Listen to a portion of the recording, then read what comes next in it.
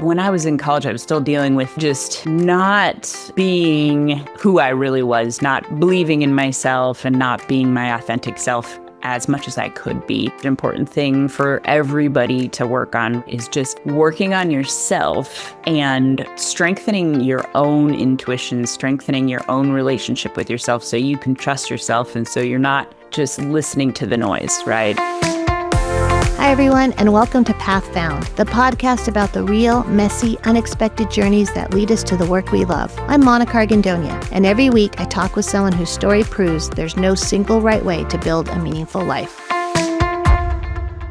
Today on Path Found, I'm joined by Macey McCallion, an equine professional, entrepreneur, and deeply thoughtful human who took a long, winding road to build a life that actually fits. Macey grew up shy and introverted, often misunderstood in traditional school settings, while quietly developing confidence in one place that always made sense to her: working with horses. What followed was a nonlinear journey through multiple colleges, self-doubt, financial uncertainty, and the pressure to pursue something more acceptable. In this conversation, Macey shares how learning to trust her intuition and to listen to the quiet voice instead of the loud one changed everything. We talk about imposter syndrome, redefining success, building a legitimate business on your own terms, and why choosing yourself is often the bravest decision you can make.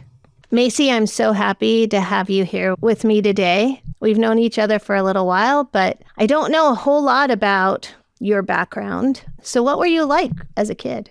Oh man, I was a pretty awkward, very shy, introverted girl. I had a difficult time just socially and interacting with people. And I had, honestly, I think now looking back on it, I might have ADHD. I know my brother does, and he got diagnosed with it. But school was always difficult for me. And I had to go to a learning center when I was a kid. And I remember going there for years and stuff. And it was tricky. I had some teachers that weren't very compassionate towards me because I think it's like when a kid is really shy and introverted, it can also be interpreted as like, oh, they're being a little brat, or they're just like, they just don't want to be here or something. And I did feel misunderstood by a lot of educators, I would say. But as I got older, I definitely had some better experiences with certain teachers that saw something in me and they helped to bring out these strengths that I didn't really know I had. So those were cool experiences, but it was always a challenge. The educational system for me was always just felt like a uphill struggle. So did that happen like in high school when people started recognizing, hey, this kid's got something? A little bit in high school. Yeah, a couple teachers. I'm so right-brained too. So it was like, it's like the science stuff, the math stuff. Like I failed all my algebra, geometry stuff. And they had to put me in this business math school, like course in school, just so I could graduate as a senior. And it was all these like really rudimentary things like, this is how you fill out a check, and this is how you balance your checkbook and stuff. And hey, honestly, thinking about it now, it's like, hey, well, but that's practical. Yeah, absolutely. I use it. What did you think you were going to do after school? I don't know. So I started riding horses when I was 5, and I always rode them. I never took a break, and I worked with a ton of different trainers, and I competed all over the country from when I started showing when I was like 8, and then started to go to bigger and bigger shows as I was in high school and college and stuff. But I always felt the pressure to go to college, get a degree, get a real job. My grandfather was a doctor and my dad is a lawyer and my mom's a teacher. So I thought, well, I have to get a normal job and I have to do the things. That was what was expected of me. So always had the horse thing as a passion. And I started getting paid to work with horses and stuff when I was 15. And I just kind of thought like, oh, I'll just do that for a little while and stuff before I get my normal job. So I didn't really have a real clear idea. I was just kind of going through the motions in a way. So where did you end up going to college? I went to Mount Sac Junior College I think I was at Mount Sac for 3 or 4 years or something like that. And I was just taking classes that I was interested in. And then I went to University of Laverne. And then I realized that they had so many requirements and it was just going to take me extra long to graduate. And so I felt bad because my dad was paying for it. And I was like, you know what? It's expensive private school. Like, I'll just go somewhere else cheaper. So then I ended up graduating with my degree in sociology from Cal State Fullerton. So I did that after. So I went to 3 different colleges. Why did you pick sociology? Well, I think it probably came from me being such a super awkward person and being so curious about just humans and human nature.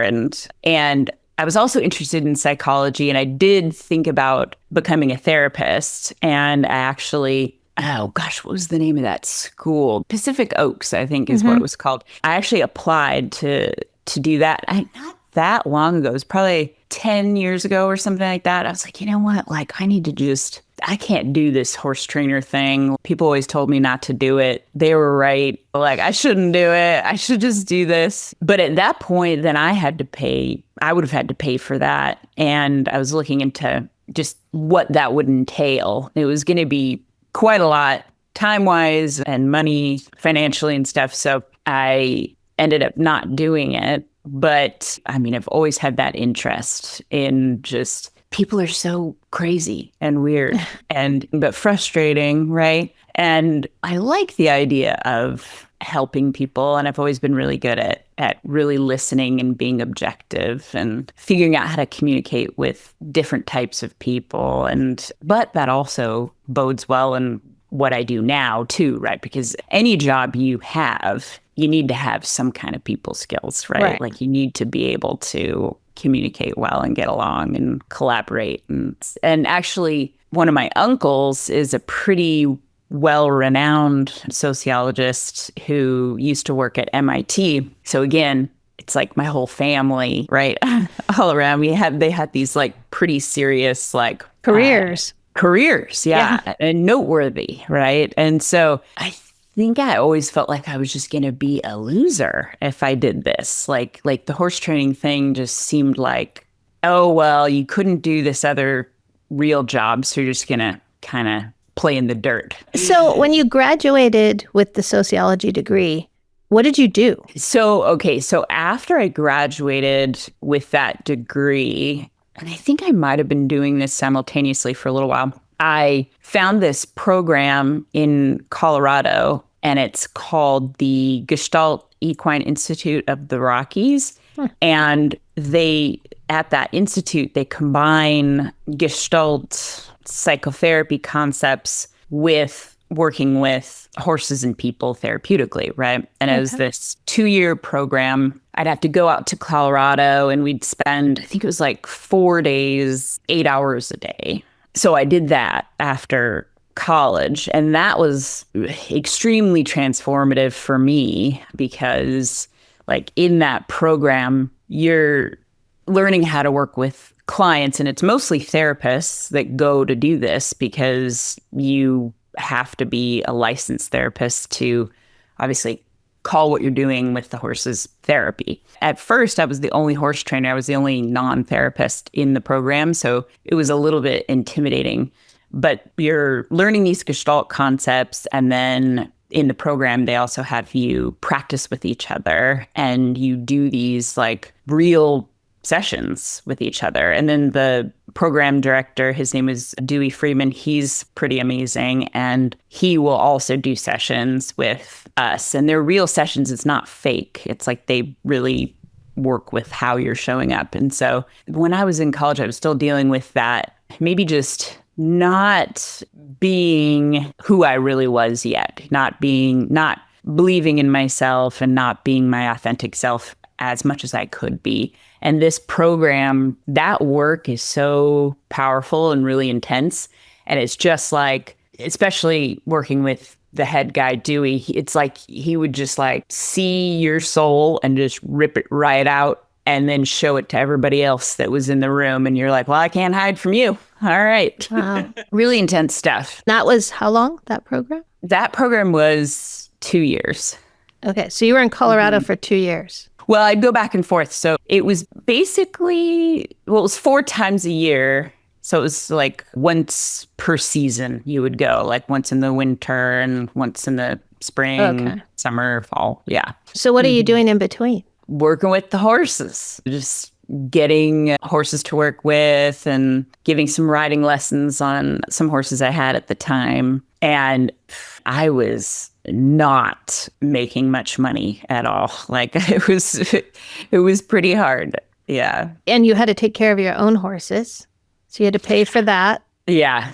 Were you just kind of breaking even? So I am lucky in the sense that my parents did help out financially for me quite a bit. I'm very fortunate in that way. So they did help me, but yeah, it wasn't good. I was struggling there for a while. I mean, you were good. You were a good rider. You went to nationals. Yeah. You never wanted to pursue it at that end, Olympics. I always thought about it. I was like, because I don't like the school thing, right? I was always like, I don't feel like I'm that good with this. I didn't have a lot of confidence. But the horse stuff, I was pretty confident in that. I always felt like, yeah, I'm good at this. I'm good at this. And I had quite a lot of validation from other people that, yeah, okay, you're good at this. I don't think I ever spoke it out loud, but I did think it to myself, like, I probably could do that if I wanted to. But trying to go that traditional route and appease the people I thought I needed to appease by continuing my education in any way I could, it kind of halted any of my ability to pursue things like that. Do you think, knowing what you know now, you might have pursued that? Tried to do that? Maybe. I do think, and I really do feel pretty strongly about this. I do think, and it's probably oversaid, but I really do think things happen for a reason. So the choices that I made, it's led me to where I'm now. If I would have done that, like, who knows? Okay? Like, I might not have the business that I have now. I might not have done that Gestalt training in Colorado, which was really very good for me. And I met a lot of people at that institute that ended up being lifelong friends and that helped me network. And I still talk to a lot of them today. So I'm not really a person that lives life in regret too much. I mean, I do have some. There's mistakes that everybody makes, and I've made a lot of them. And that's just necessary, right? It's just a necessary thing. So you're going to this program back and forth to Colorado. You are trying to make it as a trainer. You're struggling. What keeps you going? Do you get a break? When is there the turning point? That's a good question. I think the turning point was probably when I went to apply for getting into that school to be a therapist. And I think that was the turning point, because it's like that was the end of me trying to conform to what I thought other people wanted me to do. And I had met my future husband around that time. And I remember when I met him, like, it was like, how long have we been together now? 12 years, I think, or something. Anyway, it was around that time. And when I met him, I think I had like $300 in my checking account or something. He had his stuff together. He's a teacher. He works at an elementary school, and he had his own place that was really nice, and he had kids already, and it seemed like he had just his stuff all figured out. He was like a real adult. And I felt like, I was like, what the heck? I'm like, I was 29 when I met him, and I'm like, I am too old to only have $300 in my checking account and just be sort of aimless. This is ridiculous. So I think I tried to fake it like I had things figured out for a while with him. And then I thought, yeah, I need to do this, go back to school. And when I told him, oh, I don't think I'm going to do that. I think I'm going to pass on that. And I really just want to try to make this horse training thing work. It just feels better to me. And so he actually was very instrumental in helping me with this and making it more of a just legitimate, real business. And he's like, all right, well, if you want to do that, like just buckle down and get serious about it. Like advertise, put yourself out there, do, because I was for a really long time, I was trying to like do a lot of like cash only stuff and just be like, okay, I'm just going to keep this kind of quiet and just kind of do this, like really have a job.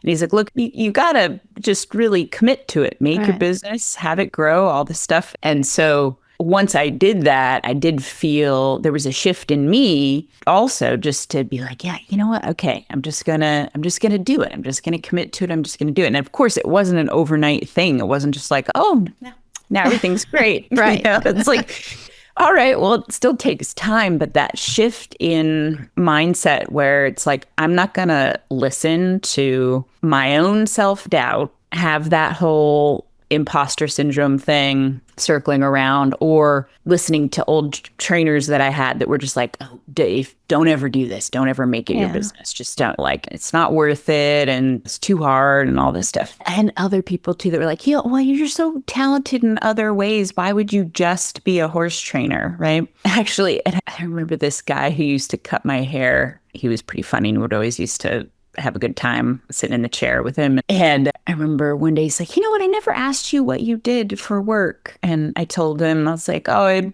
I'm a horse trainer. He's like, oh, so where do you work? I'm like, at a barn. He just cracked up. He just started hysterically laughing. He's like, you work in a barn? And I was like, what is that? What is that? So I've had that kind of reaction to it in a lot of different ways, but just sort of this like, why would you do that? Or, oh my God, I can't believe you do that.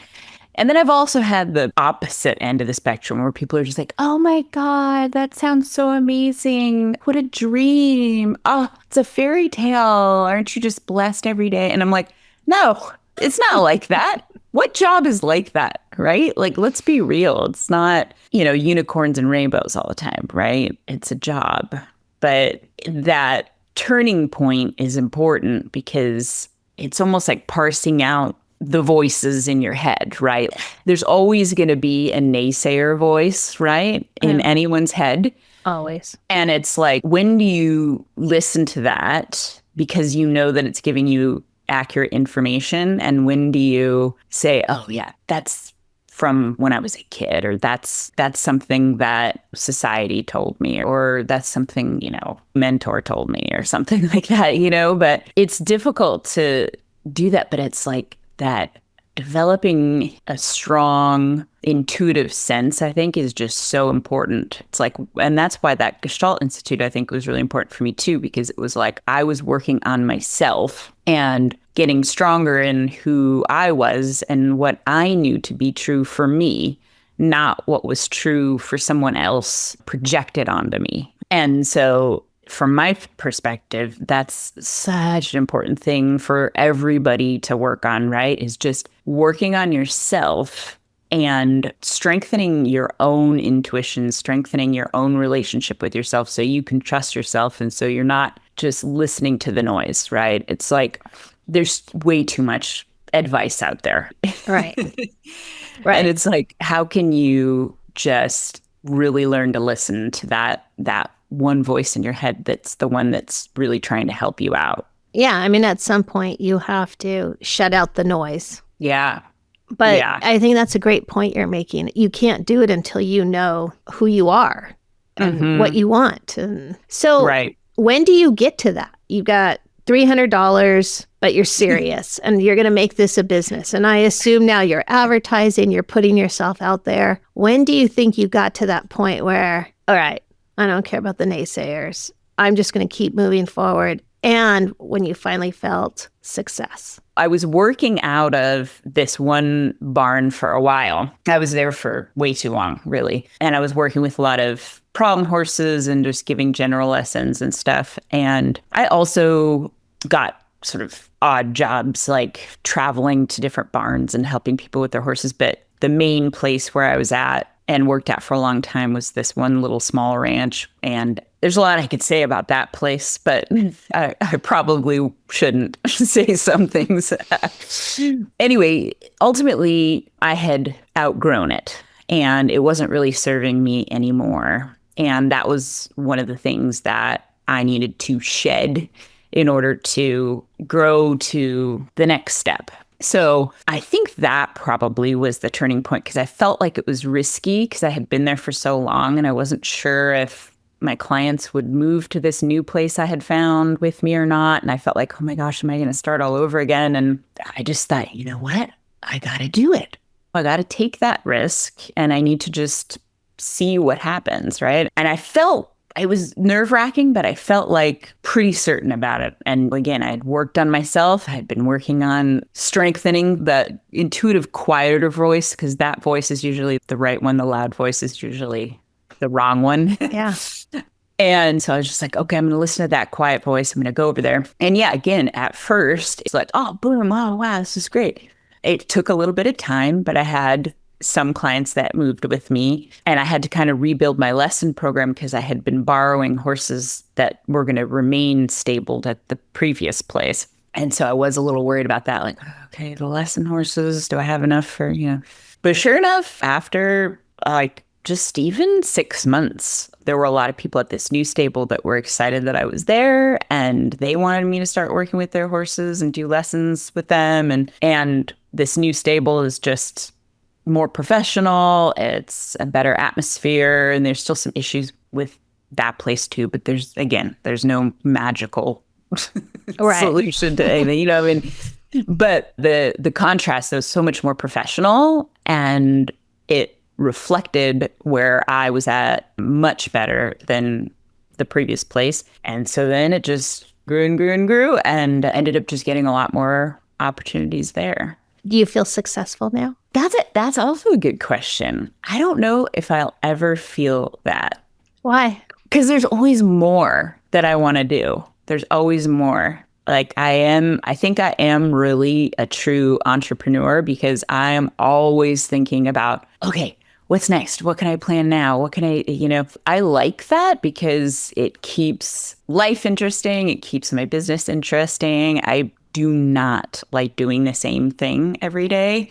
Drives me nuts. So I like to be planning for not necessarily bigger and better things, just different things and more diverse things. So I feel much better and more secure in the path that I've decided to take than I used to. But it's kind of like when people ask me like, oh, well, you're the expert, or you're an expert horse person or whatever. I don't like that word, because I always think of improving myself and learning more. I think that says something about you and why you've been able to build a clientele. You're not, I know everything and I'm right about all this, but hey, I'm still learning and I'm still growing and developing and willing to learn. And so I think that it says a lot about you and maybe why this business has been so successful. Yeah, that's true. I mean, there's always creating a different relationship with certain words and certain ideas, right? So from when you graduated college to now, how many years now has this been? Oh, man. Well, again, it took me a while to graduate college because I was competing and showing a lot. And so I went to college part-time the whole time. I never went full-time. So I think I graduated college in 2011. Okay. So 15 years. Yes. Yeah. That sounds about right. Yeah. What's next for you? I just started partnering with a therapist, and we are offering equine psychotherapy sessions for people. And we actually had our first session, today's Monday, yesterday. And it went really well. And I'm going to be doing more of that work, hopefully, with her. And then I still do equine facilitated learning sessions, but you can't call it therapy, as I'm not a therapist, but it's another healing modality, working with horses. And then we are going to do a retreat as well. My family has a ranch near Yosemite, and we're going to start doing retreats there, like wellness retreats and stuff. So I'm excited about those things, and I think that will be fun. And I like offering different things like that within the business. And I also like partnering and working with the horses in a different way where we're not just using them for our enjoyment all the time. And we're not always getting on their back and riding them around and having to work with them in such structured ways. It's just, they're a lot more than what we can just utilize them for our enjoyment. So I'm excited about doing more work like that for sure. Are you loving what you're doing? I am. I'm always, again, though, thinking of how can I reinvent this to be even more aligned with how I evolve and also with what people want, right? I do like it, and it's still difficult at times because I'm having to balance other people's expectations with, like, for instance, like other people's expectations with where they want to be with their riding and where they are, or other people's expectations of what they want their horses to do and where their horses are, or what I think that they should be working on, but what they really want to do. It's a balancing act. But yes, I do enjoy it. I do feel very lucky to be in the position that I'm in and to have clients that trust me enough to do this stuff. Earlier on, you mentioned your grandfather was a doctor, your dad was a lawyer, you have an uncle that's a renowned sociologist, all these, your mom's a teacher. Do you now feel like you have a real career, a legitimate career? Yeah, I think so. Especially because behind my business name, I have like an LLC. So, hey, that's real. I pay that tax every year. It's very real. My business feels more legitimized now, I think. And, I have a bigger business than I ever have at the moment, and quite a lot of horses to work with, just a busy schedule. And I feel like my skills are getting utilized more than just being an exercise rider or something, which I felt like I was kind of doing when I was a lot younger. So yeah, I think so. What would you tell a young person who might want to go into this kind of field? Because this is not a career anybody really talks about, right? Like, no, this is one of those that you fall into, or yeah. So what would you tell people?